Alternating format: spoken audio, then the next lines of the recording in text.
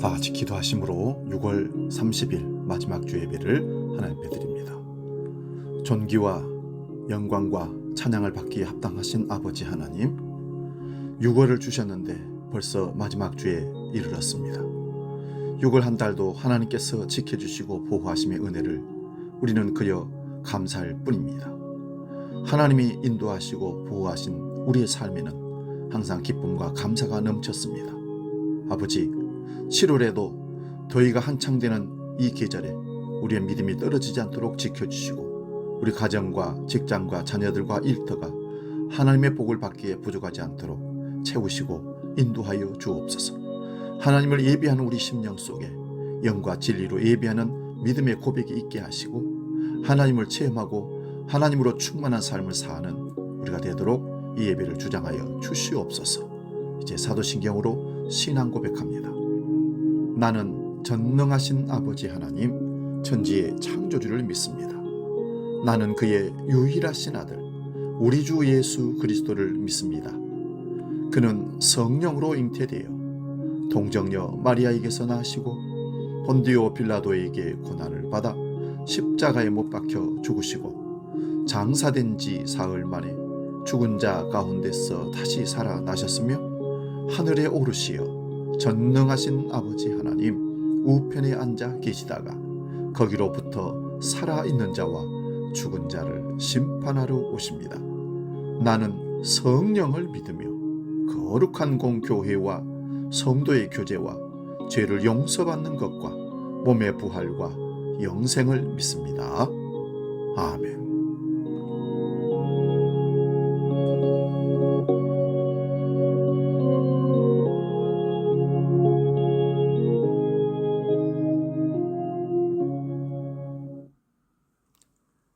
찬송가 184장 불길 같은 주 성령 함께 찬송합니다.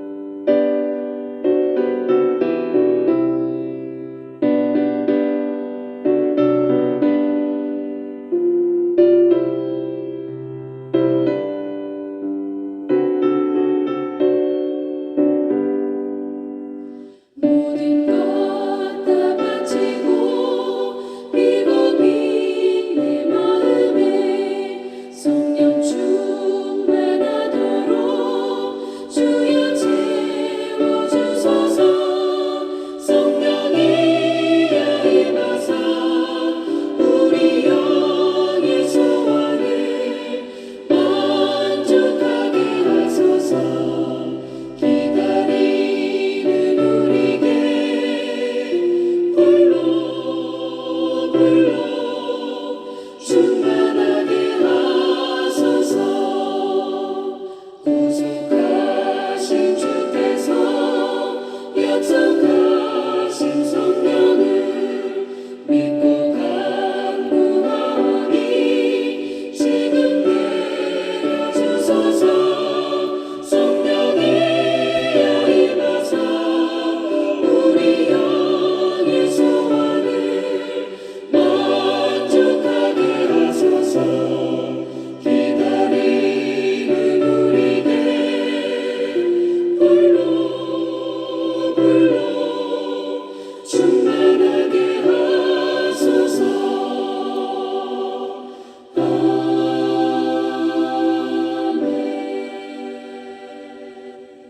6월 마지막 주에 우리에게 주시는 하나님의 말씀이 있습니다. 구약 성경 이사야서 6장 1절에서 7절 말씀입니다. 구약 974면에 있습니다. 이 말씀 봉독할 때에 살아계신 하나님의 음성을 들을 수 있기 바랍니다. 이사야서 6장 1절에서 7절 지금 봉독합니다. 우시야 왕이 죽던 해에 내가 본즉 주께서 높이 들린 보좌에 앉으셨는데 그의 옷자락은 성전에 가득하였고 스랍들이 모시고 섰는데 각기 6날개가 있어 그 둘로는 자기의 얼굴을 가리었고 그 둘로는 자기의 발을 가리었고 그 둘로는 날며 서로 불러 이르되 거룩하다 거룩하다 거룩하다 만군의 여호와여 그의 영광이 온 땅에 충만하도다 하더라. 이같이 화답하는 자의 소리로 말미암아 문지방의 터가 요동하며 성전의 연기가 충만한지라. 그때에 내가 말하되 화로다 나여 망하게 되었도다. 나는 입술이 부정한 사람이요 나는 입술이 부정한 백성 중에 거주하면서 만군의 여호와이신 왕을 배웠음이로다 하더라. 그때에 그 스랍 중에 하나가 부젓가락으로 제단에서 집은 바 핀 숯을 손에 가지고 내게로 날아와서 그것을 내 입술에 대며 이르되 보라 이것이 내 입에 닿았으니 내 악이 제하여졌고 내 죄가 사하여졌느니라 하더라. 아멘. 오늘 봉독한 말씀으로 충만한 하나님의 체험, 이런 제목으로 말씀의 은혜를 나눕니다.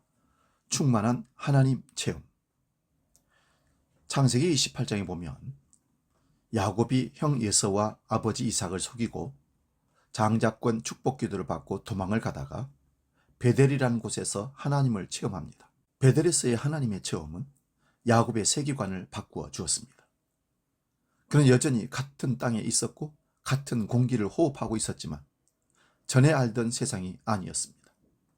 전날까지 그는 하나님 없는 세상에 살았습니다. 그 세상에서 자신의 인생을 책임질 사람은 자신밖에 없다고 믿었습니다. 땅은 땅이고 하늘은 하늘이라고 생각했습니다. 하지만 꿈에서 하나님을 만나고 나자 세상이 달라 보였습니다. 온 세상은 하나님으로 충만하며 자신이 선 곳이 곧 하나님의 집이라는 사실에 영이 깨어났습니다.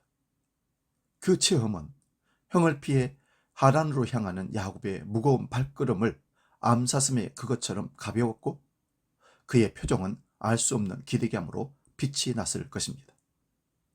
그는 하란까지 먼 길을 하룻길처럼 걸어갔을 것입니다. 자신에게 주신 하나님의 약속이 어떻게 이루어지는지를 볼 것을 생각하니 지체할 수가 없었습니다.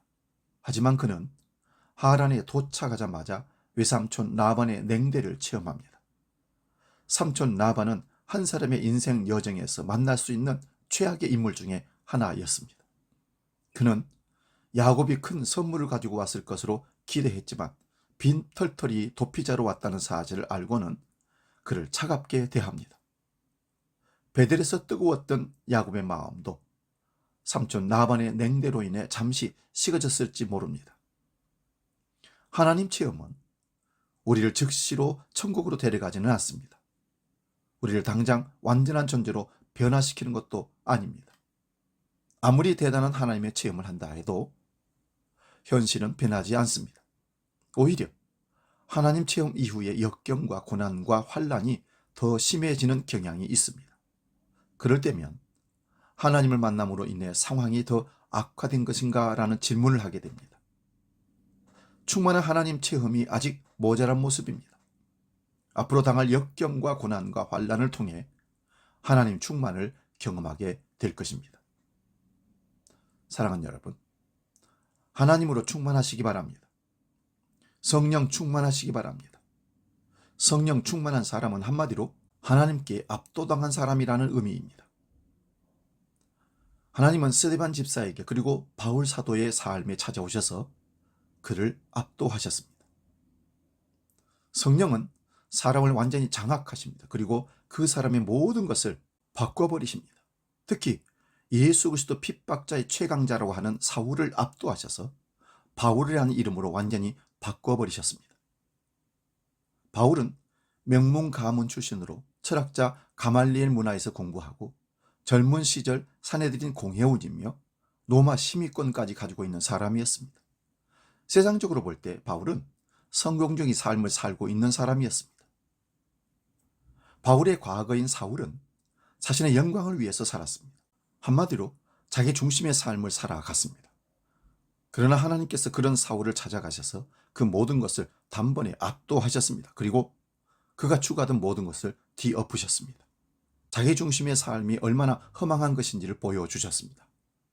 그래서 사울이 소중하게 여겨왔던 그 모든 것들을 예수 그리스도를 만남으로 배설물로 여기게 하셔서 내려놓게 하셨습니다. 하나님은 바울을 자기 중심의 사람이 아니라 하나님 중심의 사람으로 바꾸어 가셨습니다. 그래서 그의 삶에 하나님께서 압도하시는 사건들이 계속해서 일어났습니다. 이것을 충만한 하나님 체험이라고 말씀합니다. 충만한 하나님을 체험하게 되면 나는 작아지고 하나님은 커지게 됩니다. 그래서 어려서부터 살아온 자기 중심의 삶을 내려놓게 되는 것입니다. 모든 것이 나 중심으로 돌아갔던 것들이 이제는 하나님 중심으로 돌아가게 됩니다. 그때부터 하나님은 우리에게 말씀하기 시작하고 그때부터 하나님은 우리에게 하나님의 영광을 보여주기 시작하십니다. 그리고 그때부터 하나님이 우리의 삶을 돕기 시작합니다. 교회를 다니고 신앙생활을 한다는 것은 나의 중심을 하나님께 드리고 하나님이 이루어 가시는 일들을 체험하는 것입니다. 오늘 본문은 이사야 선지자의 소명에 관한 얘기입니다. 이 얘기가 사실적으로가 아니라 은유적으로 서술되어서 이해하기가 만만치 않습니다. 이사야 선지자는 우시야 왕이 죽던 해인 기원전 379년 어느 날 환상을 봅니다. 당시는 남유다와 북이스라엘로 나라가 분열되어 있을 때입니다. 이사야는 남유다의 예루살렘에서 활동을 했습니다. 그때 환상을 봅니다. 본문 1절을 봅니다. 주께서 높이 들린 보좌에 앉으신 것을 보았다고 합니다. 이런 표현은 요한계시록에도 종종 나옵니다. 하나님의 존엄을 임금이 앉은 보좌로 표현한 것입니다. 이어서 이사야는 주님의 옷자락이 성전에 가득한 걸 보았다고 합니다. 실제로 하나님께서 옷을 입었다거나 옷자락이 있다는 뜻이 아니라 하나님 체험이 분명하다는 사실을 은유적으로 묘사한 것입니다. 성전 안의 어떤 풍경이 이사야에게 이런 환상을 불러일으킨 것으로 보입니다. 본문 2절에서 이사야는 천사의 일종인 곤충 형상의 스랍을 보았습니다. 스랍은 하나님을 곁에서 보호하는 천사인데 날개가 6이라고 합니다. 스랍은 두 날개로 자기 얼굴을 가렸고 두 날개로는 자기 발을 가렸고 나머지 두 개로는 날았다고 합니다. 하나님 앞에서는 천사들도 자기 존재를 부끄러워할 수밖에 없어서 날개로 각각 얼굴과 발을 가렸다고 묘사한 것입니다. 그 천사들이 서로 다음과 같이 노래했습니다. 본문 3절입니다. 서로 불러 이르되 거룩하다 거룩하다 거룩하다 만군의 여호와여 그 영광이 온 땅에 충만하도다. 여기서 중요한 단어 3개가 나옵니다. 하나는 거룩함이고 하나는 영광이고 셋째는 충만입니다. 이것은 하나님 체험에서 가장 중요한 개념들입니다. 이 말씀을 읽으면 여러분은 어떤 생각이 듭니까? 이런 체험이 혹시 여러분에게도 있었습니까? 이런 체험이 없었다면 우리는 하나님을 지식으로만 알 뿐이지 실제로는 알지 못하는 것일 수 있습니다. 인생살이에서도 그냥 들은 풍월로만 사는 사람이 있고 실제로 삶의 깊이로 들어가는 사람이 있듯이 하나님 체험도 마찬가지입니다. 제가 아는 수준에서 이 3가지를 설명해 볼 테니까 여러분의 생각과 비슷한지 다른지를 비교하면서 들어보시기 바랍니다. 세속적인 가치관 지배하는 21세기 사람들은 거룩하다라는 단어를 불편하게 생각합니다. 하나님을 믿는 그리스도인들도 실제 삶에서는 거룩한 체험과는 상관없이 살아갈 가능성이 아주 많습니다. 거룩함의 실체가 현실로 다가오지 않기 때문입니다. 우리가 일상에서 현실로 여기는 것은 모두 돈이나 권력에 직결되어 있습니다. 좋은 직업도 연봉 순으로 결정됩니다. 배우자를 선택할 때도 연봉을 우선순위에 두는 것이 보편적인 기준입니다. 세속적인 삶을 물론 무시할 수는 없습니다. 돈도 있어야 하고 명예도 있어야 하고 건강해야 합니다. 동남아나 아프리카 가난한 나라에서 태어난 사람들보다는 서유럽이나 북아메리카 부유한 나라에서 태어난 사람이 상대적으로 더 행복하게 살기 마련입니다. 그런데 거룩함에 대한 체험이 없다면 아무리 럭셔리하게 잘 살고 있어도 그의 내면은 빈곤해지고 그의 인생은 초라해집니다. 거룩하다는 단어의 본래 뜻은 분리되었다는 것입니다. 거룩한 영인 성령은 세속 정신과 분리된 영이고, 거룩한 무리인 성도는 세상 사람들과 분리된 사람들입니다. 약간 다른 게 아니라 전적으로 다르고 질적으로 다릅니다. 이사야는 하나님이 세상과 완전히 다른 존재라는 사실을, 즉 절대 타자라는 사실을 스랍들의 노래로 표현한 것입니다. 하나님에 대한 이런 체험을 전문 종교학 용어로는 누미노제, 거룩한 두려움이라고 합니다. 예를 들어 어떤 사람이 사막 여행을 가서 텐트를 치고 야영을 합니다. 밤하늘에 별이 쏟아집니다. 유성도 흐릅니다. 사막 지평성 동서남북 너머로 온통 어두운 하늘과 별빛뿐입니다. 그 사람은 자기가 일상에서 전혀 체험해보지 못한 그런 현상 앞에서 거룩한 두려움을 느낍니다. 두렵기도 하고 설레기도 합니다. 우주라는 시간과 공간 안에서 자기가 얼마나 초라한지를 깨닫기도 하고, 그리고 그 안에 자신이 지금 존재한다는 사실로 존재의 희열을 느낍니다. 모세의 부르심 소명 이야기에서도 거룩함에 대한 체험이 나옵니다. 하나님께서 모세에게 이렇게 말씀하셨습니다. 출애굽기 3장 5절입니다. 이리로 가까이 오지 말라. 네가 선 곳은 거룩한 땅이니 네 발에서 신을 벗으라. 거룩함에 대한 체험은 사막이나 폭풍우나 쓰나미나 지진이나 화산 등등 거대한 자연 현상 앞에서만 발생하는 것이 아닙니다. 우리의 일상과 사물에서도 우리는 거룩함을 체험할 수가 있습니다. 현대인들에게 더 심각한 문제는 영혼이 궁핍해진다는 사실을 진지하게 받아들이지 않는다는 것입니다. 우리가 사는 이 시대는 영혼의 깊이가 아니라 표면적인 재미만 찾는 쾌락 만능 시대인지도 모르겠습니다. 교회도 재미삼아 다닐 수도 있습니다. 그래서 재미없으면 교회 안 다닌다는 얘기도 나옵니다. 그리고 하나님의 영광은 하나님의 거룩하심과 직결되는 표현입니다. 하나님의 거룩하심을 알 때만 그의 영광이 눈에 들어오고, 하나님의 영광이 눈에 들어올 때만 하나님이 거룩한 존재라는 사실도 느낄 수 있습니다. 하나님의 영광이라는 표현도 세속적인 가치가 만연한 지금의 세상에서는 상투적으로 쏟아내는 말장난으로 받아들여질 수도 있습니다. 그래서 영광은 파이프 오르간이 있는 예배당에서 성악가 출신들이 포진한 아름다운 하모니를 내는 성가대가 있는 거룩한 예배 의식을 화려하게 진행하는 것으로 생각할지도 모릅니다. 하나님의 영광은 하나님이 하나님 되심입니다. 성경이 말하는 하나님은 옥황상제처럼 사람들에게 절을 받고 돈을 받고 박수를 받는 분이 아닙니다. 하나님은 자신이 창조한 세상이 생명 충만하기를 원하십니다. 그런 생명 충만을 성경은 하나님의 영광이라고 표현합니다. 기독교 예배는 하나님께 영광을 돌리는 거룩한 의식입니다. 하나님께 영광을 돌리는 예배를 예배답게 드리려면 하나님께서 원하시는 생명 충만함이 무엇인지를 알아야 하고, 그것을 예배 의식과 내용으로 담아내야 합니다. 충만하다는 표현이 오늘 본문에서 3번이나 등장합니다.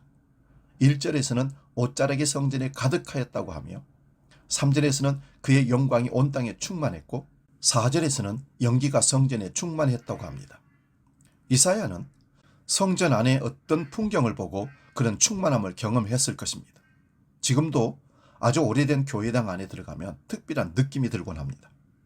일반 사람들에게는 그런 느낌이 한순간으로 끝나서 일상에 큰 영향을 주지 못합니다. 그러나 이사야같이 종교적으로 뛰어난 사람은, 영성이 풍성한 사람은 그런 느낌을 자기의 실존 전체로 받아들입니다.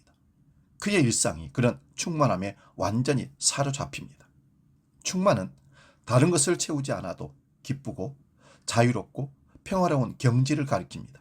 이 충만은 어떤 상태에서도 모자람이 결코 없는 상태를 말합니다. 교회에서 성령 충만을 말하는데 한마디로 충만은 구원입니다.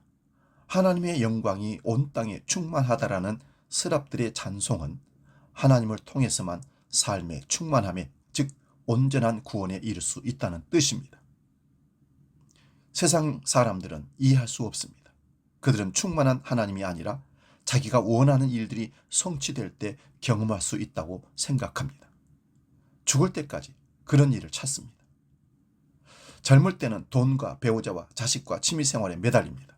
물론 그런 일을 성취하면 어느 정도 만족감이 듭니다. 그러나 그런 만족감으로 영혼이 결코 충만해지지 못합니다.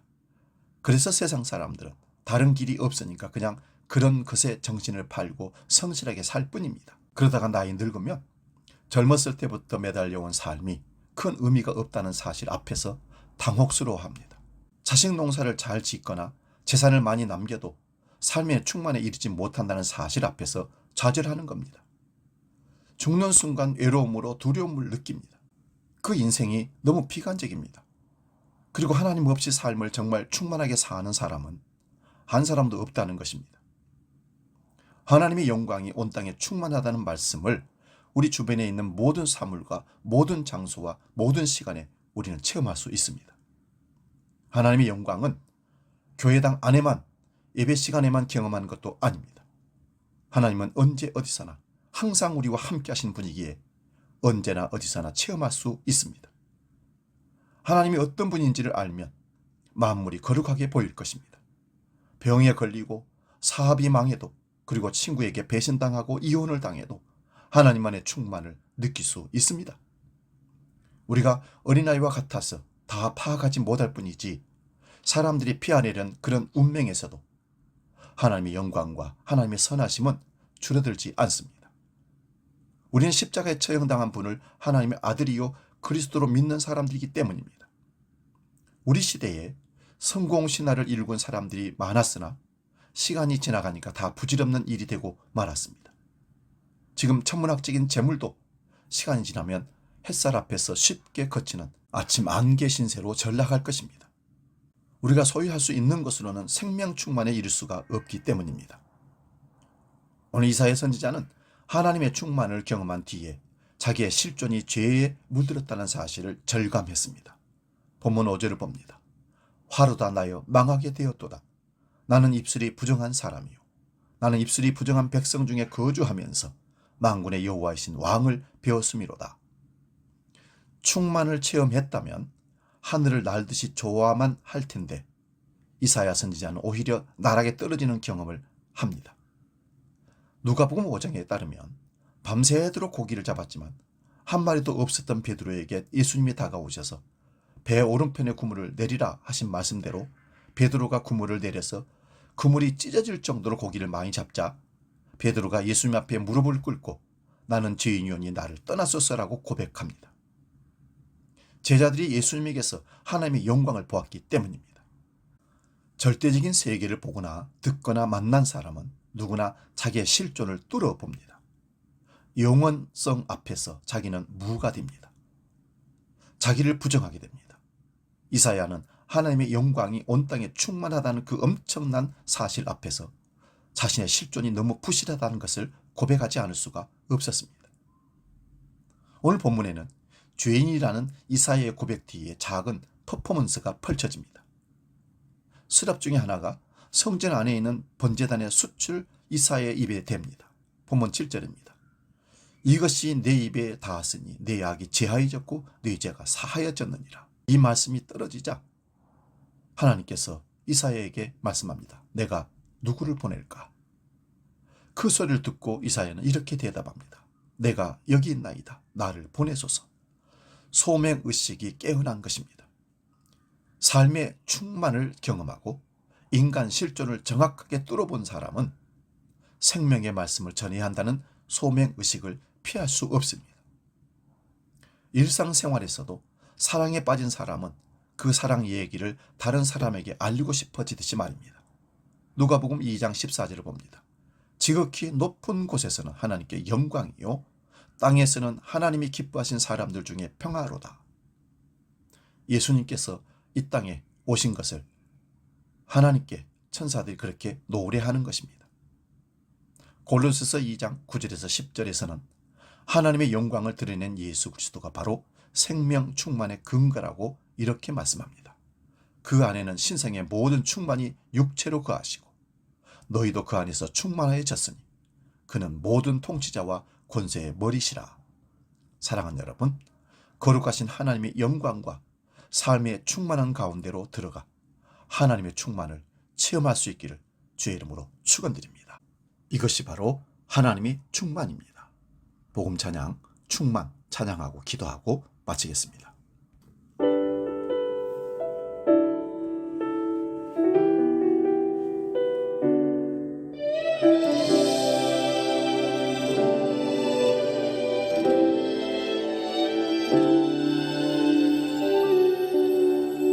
무명이어도 공허하지 않은 것은 예수 안에 난 만족함이라. 가난하여도 부족하지 않은 것은 예수 안에 오직 나는 부요함이라. 고난 중에도 견뎌낼 수 있는 것은 주의 계획 믿기 때문이라. 실패하여도 일어설 수 있는 것은 예수 안에 오직 나는 승리함이라. 난 예수로 충만하네. 난 예수로 충만하네. 난 예수로 충만하네. 영원한 왕 내 안에 살아계시네.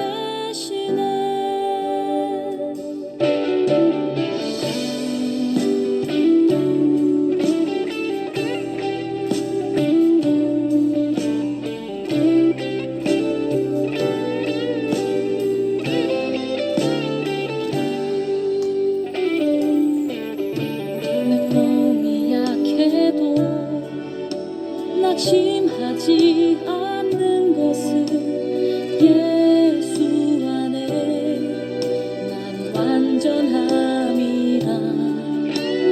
화려한 세상 부럽지 않은 것은 난 예수로 충만함이라. 난 예수로